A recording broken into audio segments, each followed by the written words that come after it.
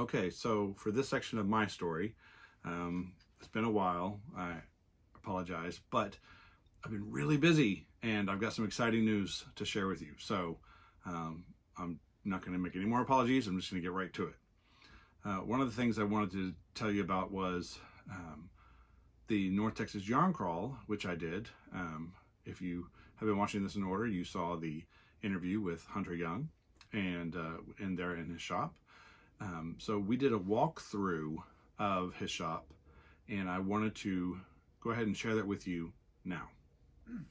The entire shop is laid out by yarn weight. We figured that'd be the best, most logical way to find things in here. So yeah, we've got a sock yarn here in the front. This is a bunch of the new things that we feature in the shop that just have recently arrived. And then we've got more sock yarn on the wall. It transitions into fingering on the back wall. Here in the middle, we've got lace and more fingering, and that just gets heavier as you go back that way. So we've got like sport over here. DK transitions into worsted, and then all of this is worsted over here before you get to the bulky and super bulky in the back. Now this back wall over here is all of our acrylic and synthetic yarn, also arranged by weight, getting heavier as you go to the right. And then finally, if you want to come with me, this is all of our locally dyed Texas yarn. So yeah, this is also arranged by weight like the rest of the shop. The weights are listed up top. And right now we are featuring a new custom color from Madeline Tosh here on the front display. And yeah, that's basically it. We have some notions, needles, bags, roving, sale items are in the back. That's pretty much it. Well, thank you for taking a tour of your shop. It's a great shop, and we'll see you again soon. Absolutely, thank you. Neat shop, isn't it? I mean, the lighting is so dramatic in there, and I never really would have thought a yarn shop with track lighting would be as appealing as it is, but as you can see from the videos, it really is. And some of those yarns that he was showcasing, I had to get. So this was last year's Madeline Tosh that they dyed for the shop, and I thought if you paired that with some dark contrasting yarn, you'd have like a nice stained glass effect. So I really enjoyed the idea of this.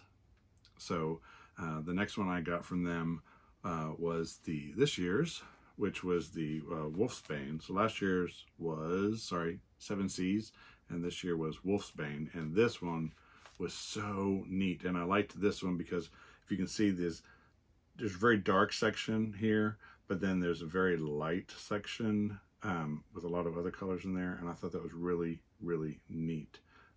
So to have a custom colorway, 2 different years, I had to get it. So I wanted to share that with you.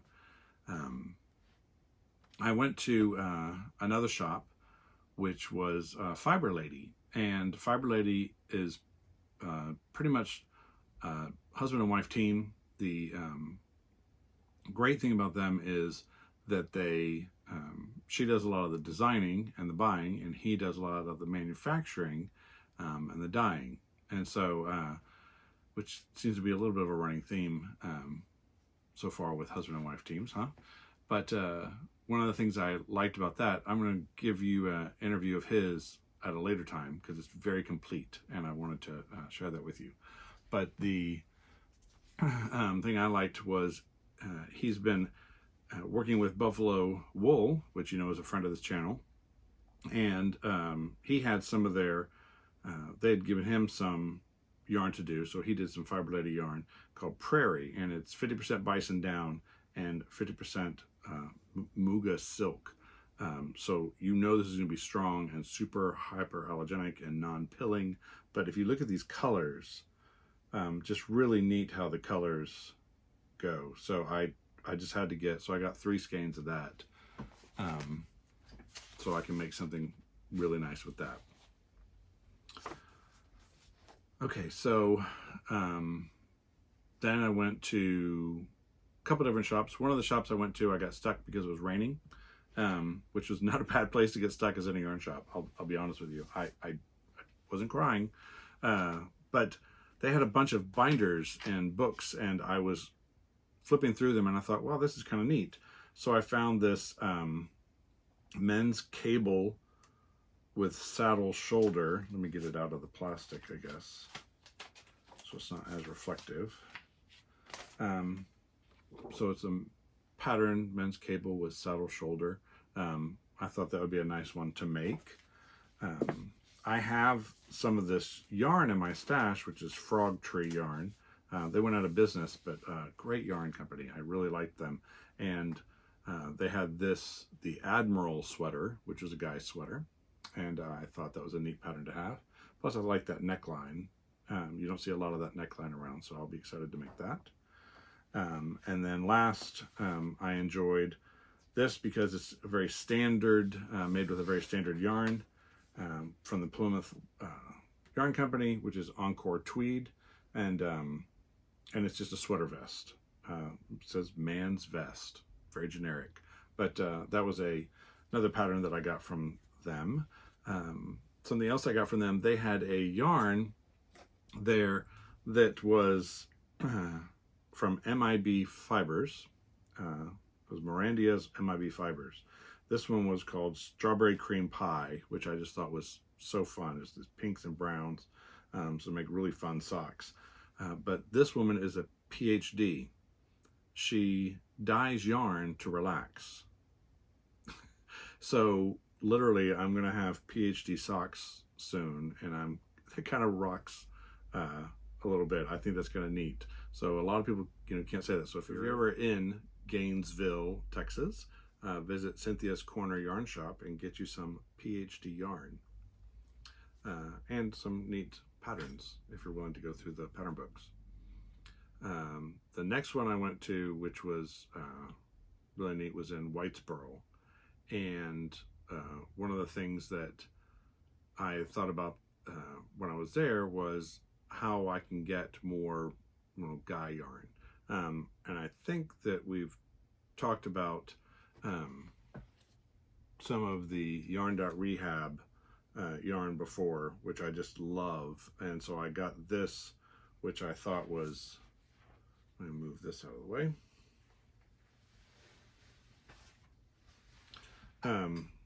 This, which I loved, and so I'll tell you about the colors here. Just seemed like a woodland fairy kind of colorway, just so natural, and just really, I don't know what I'm going to make with it yet, but something a lot of fun, because those colors are really a lot of fun. So anyway, I had to get some yarn.rehab because we know we're going to meet them soon, I hope. So I hope you like it as well. But while I was there, as Quixotic, it's I'll put it here, Quixotic Fibers, and great husband and wife team. I kind of want to share with you. I did a little mini interview with him. Doesn't account for a whole his story interview, but I'd kind of like to share with it because his sentiment is on point. So I kind of want to just share that with you right now. It's very short. Okay, so for Man vs. Knitting this episode, I am bringing you to a yarn shop owner, Curtis Billingsley. Yep. Welcome. And he is a yarn shop owner in Whitesboro, Texas, at Quixotic Fibers. It's a great yarn shop. I'm going to show some video of that, so you'll have that. But I wanted to ask him a few questions because being a guy in the fiber industry, I have to talk to him. So, well, welcome. Thank you. That's the one thing I have to say about the shop is you make everybody feel welcome. Well, thank you. Everyone that comes through the front door is made welcome. We don't have any cliques or groups or, everybody is welcome through that front door and invited to sit down and knit, chat, stuff like that. And I found that to be besides having a lot of good stuff, because I've been in other yarn shops and you're not always welcome. That's very true. I don't, Very true. I don't want to talk about yarn shops, but some they make welcome, sometimes they don't. And tell us, how long have you been here? A little over 4 years. Okay. What made you want to open up a yarn shop? My wife is a yarn person, and I found a portion of this building that was for rent, and she couldn't find her yarn shop, and she had enough stash at home that I thought we'd just rent it for a playpen, and we got back into the yarn business. Wow. And then we ended up buying the building. It's a 100-year-old building. I know it's But a great building. location next to a quilt store. That's a destination quilt store. So Yeah, there's a lot. There's a shop in LaGrange, Texas, the Quilted Skein. A friend of mine owns that, and he divided it up half knitting, half yarn, and half fabric for quilting. The great thing is it's right next to the Quilting Museum, so that is a destination for him as well. but that's how we got here. My wife Carla had a yarn store in Florida before I met her, and found out all the things you shouldn't do. So I bought the building, and I built the displays and such, and Carla set up the yarn and needles. And It's a really good union because there's both great fixtures and great yarn, so it's a good union. And our thing is we just welcome everybody, and everybody's welcome. And that's the way it should be. So I'm going to leave everybody with a few videos of what your yarn and your store looks like. Appreciate But that. I wanted to thank you for taking the time, My pleasure. and we'll see you again soon. Okay, we'll do it and get more men knitting. I will. Okay. Hello. Yes, get more guys to knit. So he said it. I can't even say it any better. So I really appreciate them doing that. But I got some yarn, some amazing yarn there. This is Theodora's Pearls, hand-dyed in Colorado. What I love about this is I thought it was silk from as shiny as it is, but it's 100% bamboo, which bamboo is usually a blended fiber. And I don't know that I've seen a lot of just 100% bamboo to know how it would take color, but oh my God, these colors. Look at these colors. Oh my God, it was just gorgeous. Plus the blues in there. So yeah, I just really liked that. It's a fingering weight, but it's called Rainbow Trout. So it makes a lot of sense when you think of that, Rainbow Trout. But it's beautiful sheen, and I just really, really, really liked that.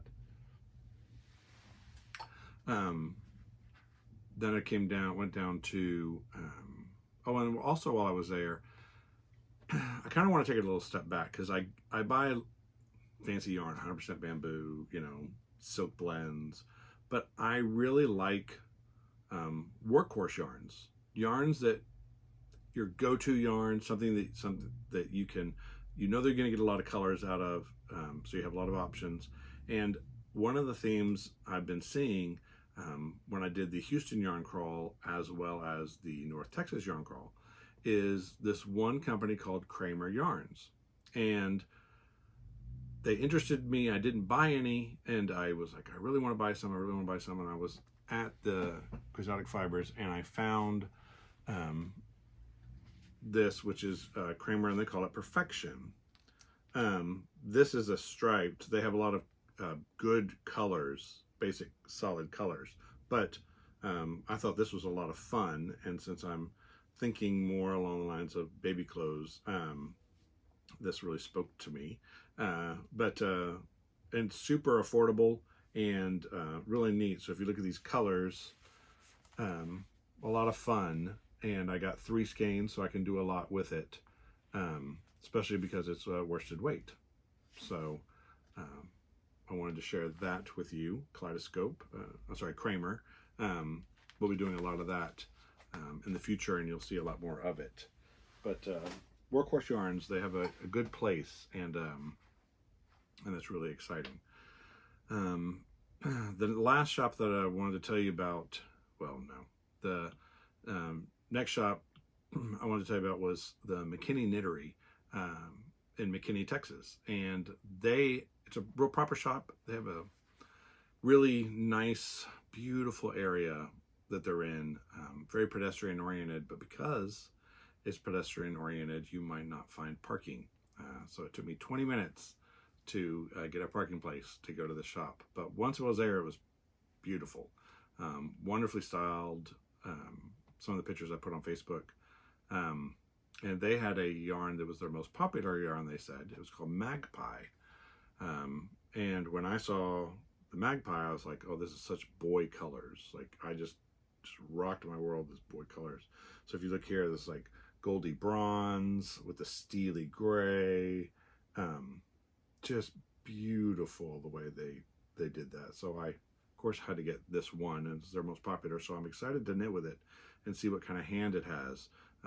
You know, how does it feel when I'm knitting with it? So I had to get one of those to see if I had a good representation of it. But the last shop that I want to tell you about, so the shop is called Yarn and You. It used to be a different yarn store, but it's two-story, and it's in Farmersville, Texas. I absolutely loved the owner who I met. Lovely woman, so accepting, great shop. If you have a, and I'll put their website here, if you have a yarn in your stash and you have 5 skeins and you need 6, call her because, or visit their site and get their information, because they may have it. They have so many yarns there that you can't get anymore. And one of the things that I had in my stash, which I knew I had, was this mini Tempo by Filatura de Crossi. It's their fancy yarn. But look at these colors. But I had some in my stash. I knew I did, and I knew that it was this colorway. And so I bought all she had, and which wasn't much, and brought it home and found the yarn that I had. I had 3. I got 8. Now I have 11. So I can actually make something with this, because there's not a lot of yardage with each one of these. Yeah, it's 180 yards for each little ball. So now I can actually make something substantial with it, and I'm excited. And the dye lot is close enough that I can weave in those 3 in the middle, and nobody will ever be the wiser. But yeah, I was super excited to find that. And so if you ever get around Farmersville or north east of Dallas, you've got to go to Farmersville and stop into Yarn, and you won't be sorry, I promise. Alrighty, so with that said, and all the yarn stuff, I was working on a lot of things. I've been working on a little costume for my niece, and been very focused on my niece, so much so that I made her a baby romper. So when I was at West 7th Wool, I saw a sample of theirs, and I thought, oh my gosh, that is so cute. And when I was at a different yarn shop, I found this yarn, and so I thought, I'll get it and I'll make it, and I cast on that right then. But this is it. It's a little baby romper. I'm going to wash it again, or wash it and block it a little bit more so it can stretch to be a little more wearable. It's got a little cable detail here, which you really can't tell because of the variation in the fiber, which is fine. The yarn is a very fun yarn, very colorful. I wanted her to be able to wear whatever color leggings underneath, whatever type of top underneath, and whatever color, and it would go. So I thought that was a lot of fun, and a little bit of the detail on the back. I changed the pattern because it had to come as a V out like that, and I thought this would give it I thought that could be binding on the back of the baby eventually as they grew, because, you know, their shoulders are going to widen out. And so what I do is I gave some more width here so that as the baby widens out too, so will the little romper. So yeah, it was a lot of fun. Tons of area for the diaper, little cush. And I made these, the leggings, super stretchable, like super stretchable.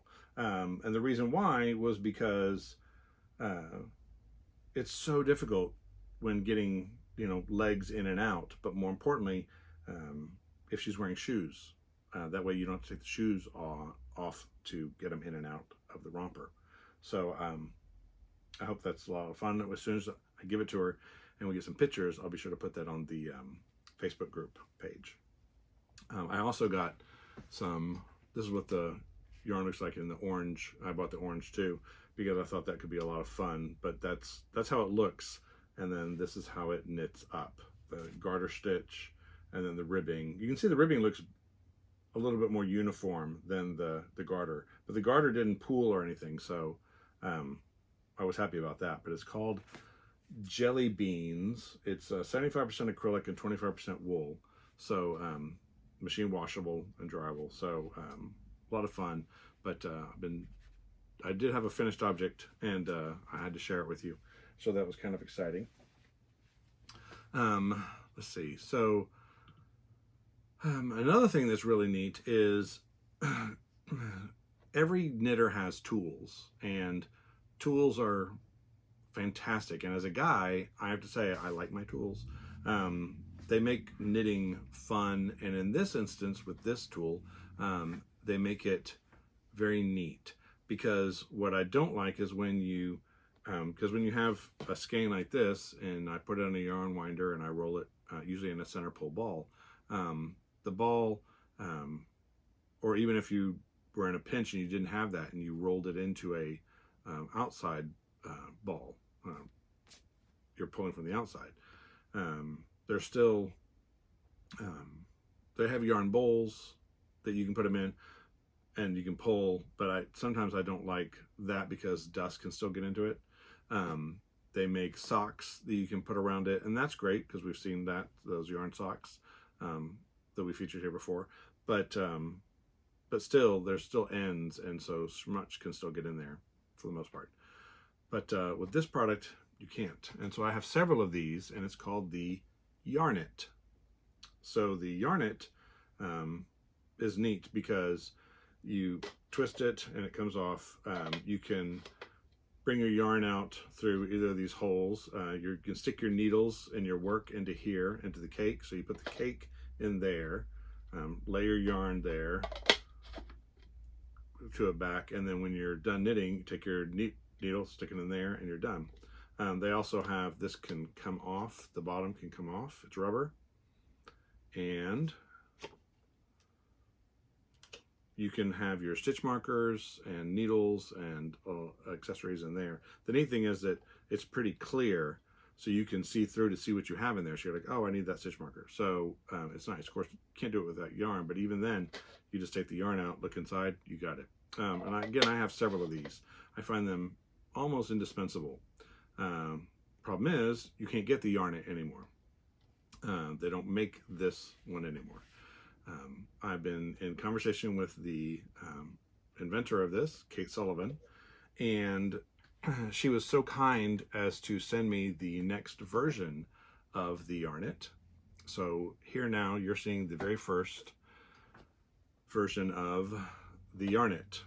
So this is the updated version that will be coming out shortly. What's neat about this one is that it has a tab, so you push in the tab and it hinges out. So it's a little bit easier, but what I like about it is it's larger. In fact, I'd like to put a side by side so you can see just how much larger. So volume wise, it's a lot bigger.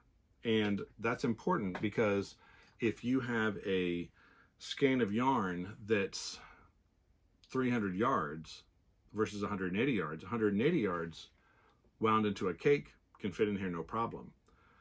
400 yards, you can't put it in there. It's too bulky, it's too big. This can handle bulkier yarns or more yardage of a smaller yard. So I really like that she increased the size. She has a little flower design here. But what's nice about that is you can bring the yarn up through here too. So you have it here or through the top. And of course you have the hole there. So if you want to put your needles after your work is done, stick it in there. You still have the rubber base, so you can put your accessories in, okay? And I really like the idea. It's much cleaner, but just pushing in there and lifting that hinge back, that's all it is. So this is there's also going to be a, and there's a little slit here. There's a, you can see I don't use it, but there's a strap that you can get and you can put on here. And so you could actually walk around with this, you know, have it hang. I've never used the strap. I use it at home, or when I throw it in my bag and when I go knitting in public, I'll just bring it out, boom, and I don't have to worry about where I am. I know that nothing is going to get on the yarn and it's solid. It's not going to roll away, but I really like it. So this is the new Yarnet. Now, where can you get it? You need to go to your local yarn store. Go to your local yarn store and tell them to contact Bryson's Distributing. Bryson's Distributing, and I'll put their number here. You can give this to your yarn shop. Of course, they should already have some products through Bryson Distributing. Most yarn stores do, but if they don't, give them this information, because there's the company that actually owns the Yarnet is Prim Consumer Group USA. But Bryson is the one who's going to be distributing it for them. So you saw it here first. Here is the Yarnet, the new Yarnet. Contact your local yarn store. Tell them to order the Yarnet to get it in stock. And I'm really, really excited to bring this to you guys, and really excited to be using the new Yarnet very soon. So with that being said, there is a new yarn crawl coming up. In fact, I leave in a couple of days to go to it. It used to be known as the Hill Country Yarn Crawl. It encompasses 20 shops, 16 shops in the Hill Country. So from LaGrange, I'm going up to Page, to Georgetown, to Austin, all over, then down to San Antonio, and then over to Comfort and back. I'm going to do all this in 3 or 4 days. I reached out, I reach out to the yarn shops that I'm going to be going to and say, hey, I'm going to be coming and I'm going to feature your shop, because I like to do that on Facebook, kind of give you an idea of what the yarn shop looks like. So if you haven't liked the Man vs. Knitting Facebook page, please do so, because, and I put some of it on Instagram too, but I try to not duplicate. So I'll put some things like the yarn I might have got on Instagram and the feeling of the shop on Facebook, just so that you're not bored by looking at the same stuff. But I send the email out letting them know that I'm going to feature the shop, but also to let them know that I'm going to be there to interview guys. So if they know of any male knitters or men who are in the fiber industry, I'd like to talk to them.